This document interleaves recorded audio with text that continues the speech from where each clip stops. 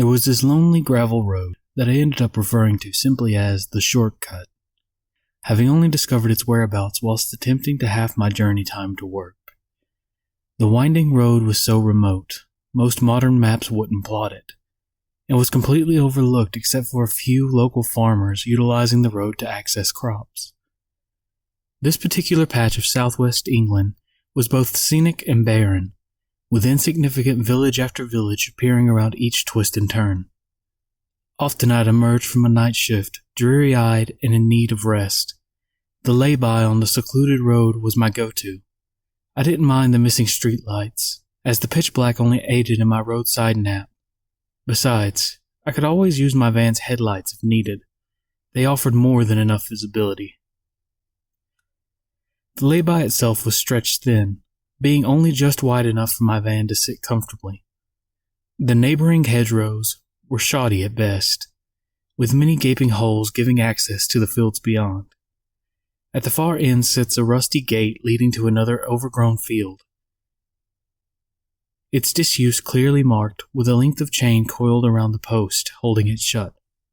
The ground of this rural retreat was never an issue for me either, despite its muddy surface. It had its potholes, sure, but I had my van. I've had it for almost 2 years now. We've traveled the length of the country together. It's always been both sturdy and reliable, and it hasn't failed me yet. That night after my shift ended, I pulled up, slowing my speed right down to an almost walking pace. Hearing the vehicle start to groan as we'd leave the road behind, the carriage rocked in slow motion, while splashes of cold brown squalor coated the van's underside. I noticed the crescent moon returned into view, though its pale glow was obscured by wispy clouds. Rain was beginning to look more and more likely. I eased down on the brakes as I came to a final stop, pulling up on the handbrake whilst leaving the engine to steadily tick over. I decided to make use of my dipped headlights for peace of mind, revealing most of the area ahead in a dirty yellow hue. I got out of the vehicle, avoiding the potholes as best I could. I steadily walked to the rear of the van, listening as the hedgerows bustled with various birds and crickets. I let out a terrible whistling noise, unable to hold a decent tune if my life depended on it. My hands clasped the back door before pulling them open, greeted by a smaller somber yellow light that flickered within the interior. It remained unseen from the driver's perspective, hidden behind a thick plastic wall that divided the vehicle. I tossed my stained overalls into a messy pile, then swapped my boots for my old tattered trainers. I always made a point of cleaning what tools I had used that night, placing them back within their designated tool bag before slamming the doors shut. I was most relieved to be done with my work for another night. On my way back around the van, I paused, looking up to admire the night sky, gazing between the breaks of clouds. The distant lack of light pollution gave way to an abundance of stars. I often imagined them as silver pinpricks upon a blackened canvas.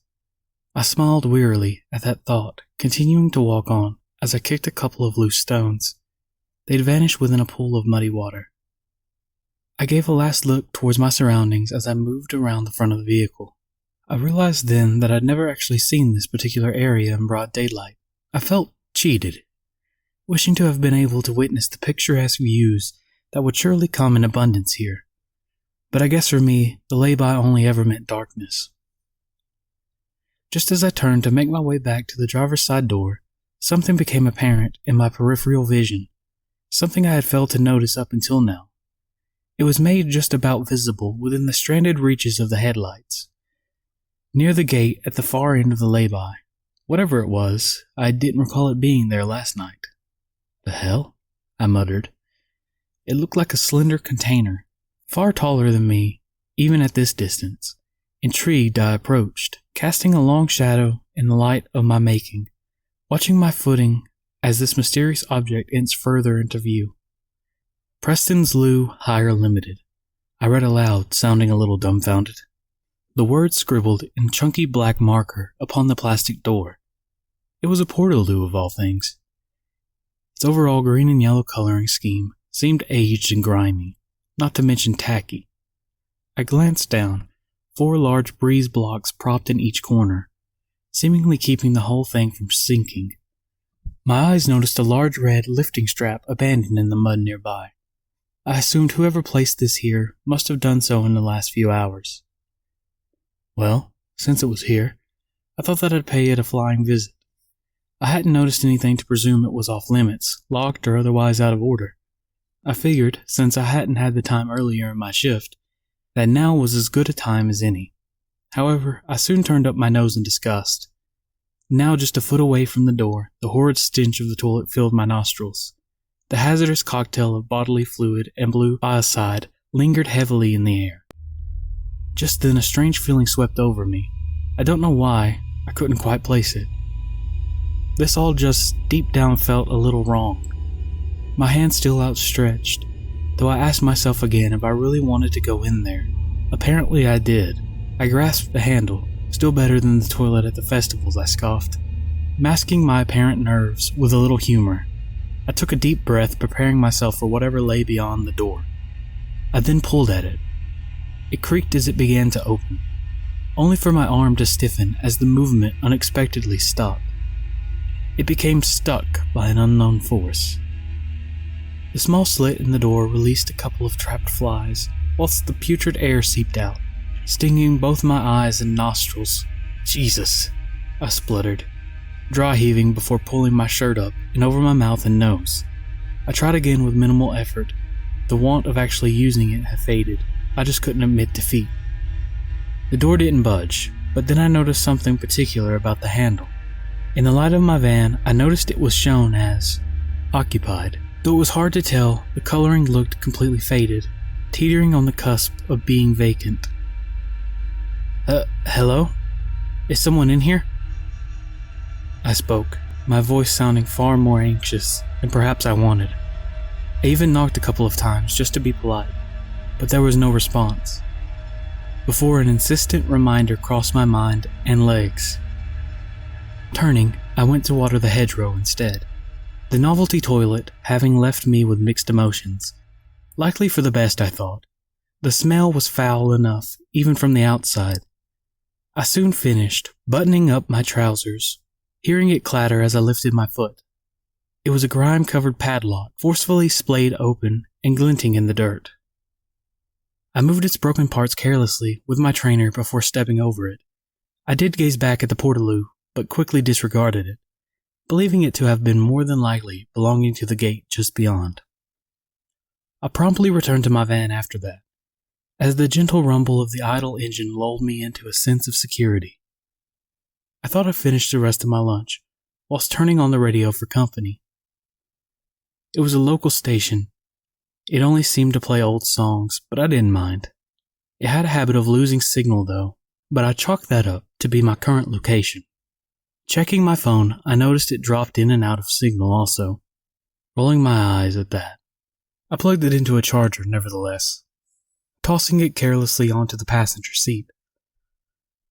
I took a bite from my sandwich as I glanced at the portaloo down the way. Bloody thing, I said with a mouthful of sarnie, shaking my head. I leaned back further into my seat, taking another few bites from my lunch before placing it down on the dash in front. A couple of songs had played before I was startled by a presence. It was slender and red. I watched as it left the hedgerow, creeping into my headlights. A fox. It skulked with purpose. It spared a glance towards me and my van, its beady eyes reflected in the light. I gradually winded down my driver's side window, tossing out a few leftover scraps of my lunch. My presence wasn't enough to spook it, however, but it kept its distance despite the food that I offered. I leant forward, crossing my arms upon the steering wheel as I observed it some more. The fox had finally noticed the portaloo just as I had. It slinked closer to investigate it further. "You'll have to use the hedge like everyone else," I shouted out the window to it, chuckling to myself at that. I looked on as the fox lifted itself up and pressed its front paws upon the button of the door. From a distance, it looked like it was scratching at it, as if it wanted to be let in. Between the music of the radio and the sound of my engine, I didn't hear what made it suddenly yelp and jump with fright, appearing to me utterly unprovoked. It just looked alert and terrified, my attention fixated as its body turned away, Its hair prickled high along its spine. I furrowed my brow as I saw no obvious reason for the animal's current distress. I glanced between itself and the portaloo door, but the fox ran off soon after, obscuring itself within the twilight of the night. The bloody hell? What was that all about? I thought, before realizing I was now sitting bolt upright. My unsteadiness continued as I observed the toilet again, puzzled by these strange occurrences. Though as strange and thought-provoking as it was, I couldn't hold off the Sandman for much longer. I felt the weight of my drowsy eyes peering at the radio again. The analog clock showed 4:20 a.m. I yawned quietly, leaning my head back against the headrest. I didn't much like the idea of any poor animal trapped inside that nasty thing, but I figured I hadn't heard anything, or that there must have been a hole or something at the rear, agreeing with myself to have another nose around before leaving just in case. I raised my window back up to around the halfway mark before slowly succumbing to a much-needed rest. I didn't dream, however, recalling only a calming voice as I slipped away into an ever-deepening slumber. I awoke suddenly to a muffled bang, partnered with what I felt like was the van's suspension bobbing. I could only half acknowledge it given my state, but it was more than enough to wake me. Whatever it was partially distorted by a crappy 80s ballad still blaring on the radio. My eyes groggy as I hazily turned my head to check the time. It was 4:32 a.m. I sat up further, rubbing the minimal sleep from my eyes as I gradually started to make sense of my surroundings. Noticeable foremost, upon my dashboard ahead, a distant red light now on display, the crimson warning icon of a door having not been shut correctly. Confusion overcame me as I quickly sought to make sense of the situation, opening my driver's side door before promptly closing it again. To my growing anxiety, the warning light persisted. I could have sworn blind that I had shut the back doors, slammed them even, but there it was, staring at me in the face, now open somehow. I'd quickly looked to my right and left wing mirrors, squinting as I'm unable to see the white of the open doors against the dark backdrop. Knowing now that it could only have been left open slightly, what I saw next made my mouth turn dry. The portaloo, that damned green and yellow box from down the lay-by, it had opened a little, where only moments prior it insisted to remain closed. The rational part of my brain scurried to the forefront. I must have loosened it. Perhaps the wind had a strong part to play. Perhaps whatever critter that spooked the fox earlier finally nudged its way out. I didn't want to believe anything else, but the sense of building dread began to eat away at me. I sat there, unaware of my knuckles turning white as I gripped the steering wheel. But despite everything, there was only one question on my mind. Is there something in the back of my van? That thought made my blood run cold. Horrific images started to flood my mind. Faceless monsters crouched in wait, thinking that they'd intrude quietly enough to surprise me later on. Knowing whatever it was only obscured to me now by that thick plastic wall. I immediately silenced the radio, perking my ears as I adjusted my body to listen. I began to hear things, whether it was my mind creating false sounds through sheer terror or the sobering reality of the situation. There were low mutterings between raspy breaths. The presence was unnerving. It steadily became louder, as if its face was pressed hard against the plastic divide. The sudden loud sound of the van horn broke my trance. Cursing as I lifted my elbow from the center of the steering wheel, I exhaled heavily while staring back towards the divider. Though to my surprise, the fear that gripped me before now started to subside, replaced by small bouts of senseless courage, a stronger part of me that wanted this whole ordeal to be over with. The part of my mind that remained rational and determined, doing all it could to stave off the lurking monsters of my vivid imagination, transforming them back into nothing more than overtiredness and a crappy toilet door. What's up with all these stupid doors tonight? I scowled. I'd start to become irritated by this point, but I fully realized what I was getting myself in for. I found myself standing just outside the van, night air brisk against my flesh. I felt a shiver crawl over me, and not just from the drop in temperature. There was a strange atmosphere now about the lay-by. It was incredibly quiet aside the van, with a faint scent now present that seemed familiar somehow. Nevertheless, I carried on with one carefully pressed foot in front of the other. The idle engine helped to disguise my footfalls upon the mud. Before long, I found myself confronting the culprit, the very thing that set my dashboard aglow. In the blackness, I could see that the left door had been pulled open, as was the right, however slightly. This allowed a thin line of yellow light to shine through against my body. I closed my eyes at this point, my heart ready to burst from my chest. Giving in to my most primal fears, there was nothing in there. I started mustering what courage I had left. As if attempting a singular final act of bravery, I grabbed both handles and pulled them asunder, my head turning away as I did, gritting my teeth as if resigning myself to a grisly fate. It never came. I opened my eyes to find that I was alone, standing there at the rear end of my tool-laden van. The exhaust fumes felt inconsistent, but warm against my legs. I felt the full. I attempted a sigh, but somehow splurted a genuine laugh. How could I have been that stupid?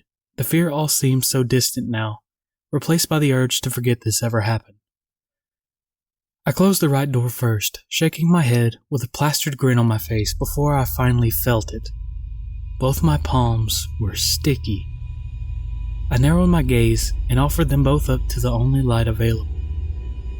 They were caked in a dark blue substance. More than that, in fact. It was tingling against my skin. I offered my left hand closer to my nose before inhaling a fragrant scent of something now all too familiar. I gasped in my renewed horror. My eyes widened as the distance I stumbled from the van revealed even more to me. With the aid of the pathetic light through the now open doors, I could see streaks of massive blue swipes all across the white of the back doors. They looked utterly deformed, both exaggerated and spindly, as if whatever these grotesque hands belonged to seemingly enjoyed fondling the rear of my vehicle, searching tirelessly for those ever-elusive handles, which surely enough they found. I cried out as I slammed the door shut, unaware how fast my breathing began to shallow, my heart now thumping in my ears as my pulse heightened. In my panicked frenzy, I slipped and fell hard, my face submerged into one of the freezing waterlogged potholes. Rising back up with a cold gasp for air, I proceeded to crawl with my eyes half shut, sliding and struggling along my belly. I felt a sinister presence now, watching me in my attempts to flee. I'm crying as I grasp helplessly for the handle, pulling myself back into the safety of the driver's seat. Using the inside of my jumper, I quickly wiped the mud from my face and eyes, feeling a few terrified tears slide down my icy cheeks. My hands felt like they were barely my own, but I didn't wait. With my breathing still fleeting, I forcefully engaged the clutch before I threw the van into first gear, preparing to sacrifice all of the tires just to be free of this dreadful place. But for all my frantic effort, nothing had happened. The engine was quiet as the van remained dormant. Cursing under bated breath, or in my haste I had failed to even acknowledge it. It's off. The engine, I whimpered, thinking back to a moment ago when I felt the fumes of the exhaust brush my legs. I then swallowed hard at that thought, letting out a soft moan as I finally understood the horrific severity of it all. Whatever had come out of the toilet, it never wanted anything from the back of my van. It just wanted me out of it. It was underneath me all along, underneath the van, biding its time. I confirmed my sickening theory quick enough.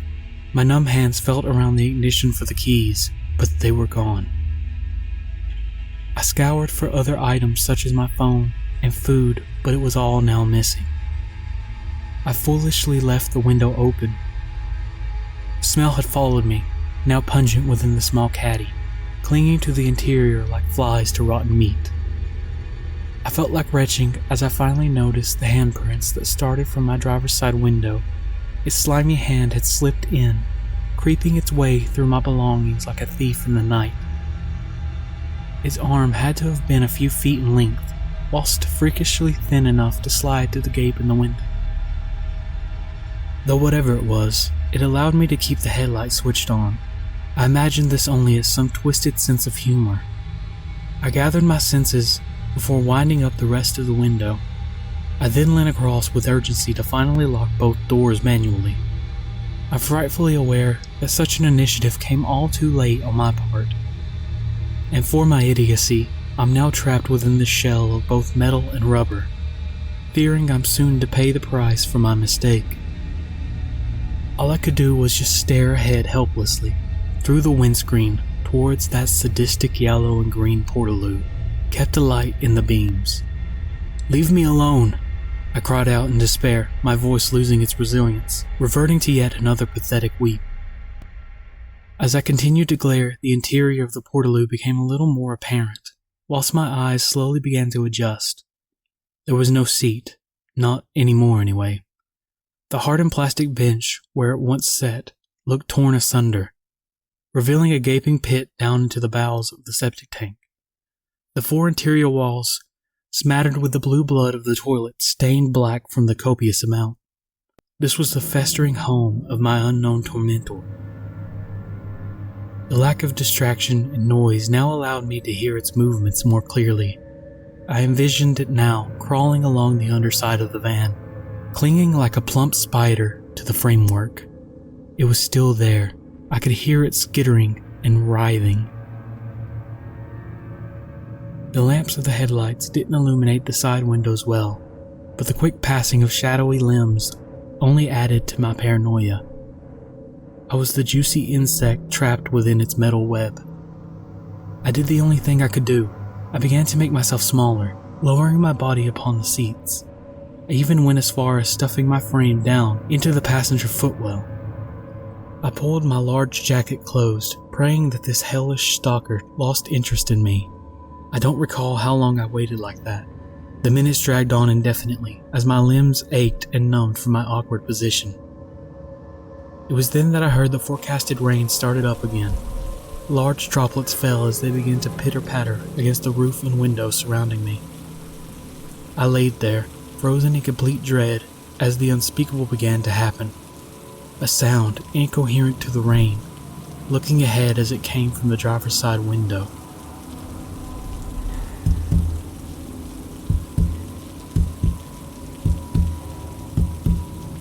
My stomach twisted in knots as a pair of extremely long, freakish fingers walked up the driver's side window from below. As if they were taking a horizontal stroll, I could see the gnarled flesh stained blue and the nails crooked and sharp against the glass. They began to tap ghoulishly, playful in nature, as if dancing to a ghastly rhythm. I shot a gaze directly above me, as a secondary pair of dancing digits started climbing, intruding upon the passenger's window now too. I watched through watery eyes as they danced their disjointed dance around me, keeping in unison with their partner on the opposite side. The unknown conductor of this devilish routine was showing off the full reach of its gangly limbs. The rain became a heavy constant, and I was left burdened with the understanding that this creature had no intentions of leaving me alone. I blinked as the bony fingers had vanished. Their dance had come to an abrupt end.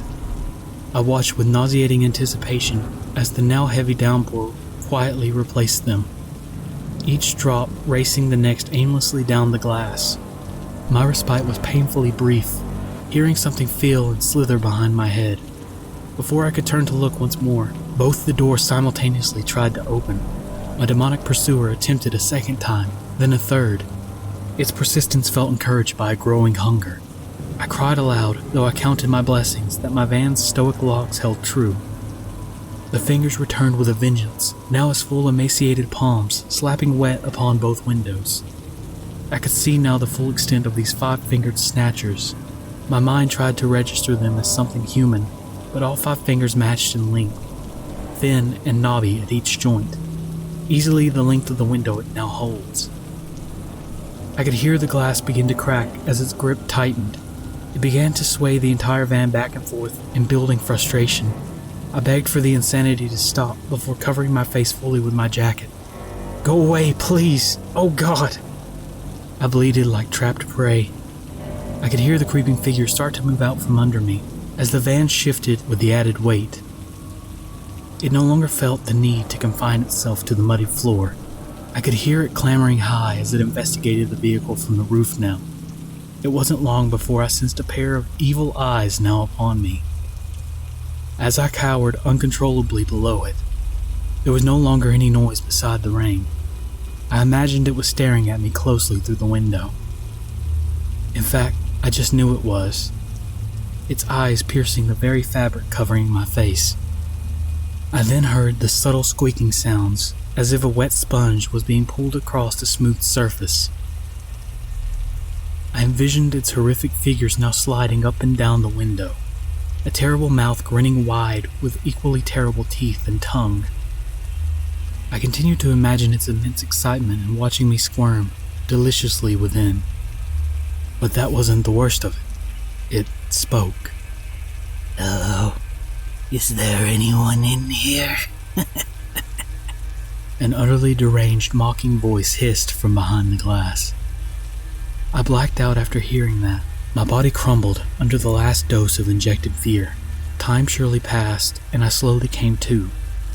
I didn't hear or feel any sign from my tormentor for quite a while after that. The rain had also started to diminish. I was both physically and emotionally exhausted. I pulled back the jacket from over my head. It revealed to me a frantic trail of blue handprints that scaled across almost every inch of my van's exterior. I noticed the cracks that began to form upon some of the glass edges, knowing they wouldn't withstand another of the creature's onslaught. There was also a long streak of visibility to the outside. It stretched almost the entire expanse of the windscreen, right between the brown and blue mess, as if made purposely for my viewing. I shuddered as it looked like it had been created by delirious licking. Through the slick of the windscreen, I squinted. Within the headlights, something was sticking up a few feet ahead. Upon an upright stick, reflected back a hanging set of keys. They were my keys. Of course they were. Beyond that, I noticed the tracks of biocide that slunk back behind the portaloo door. It seemed closed, or at least that's what it wanted me to think. I could see it being held ajar by a single terribly long finger.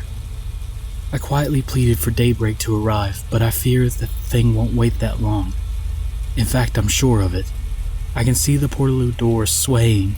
It wasn't done toying with me, and all it had to do was wait for me to attempt the unthinkable. I'll soon have no choice but to play its cruel game. I have to get out of here. I have to try.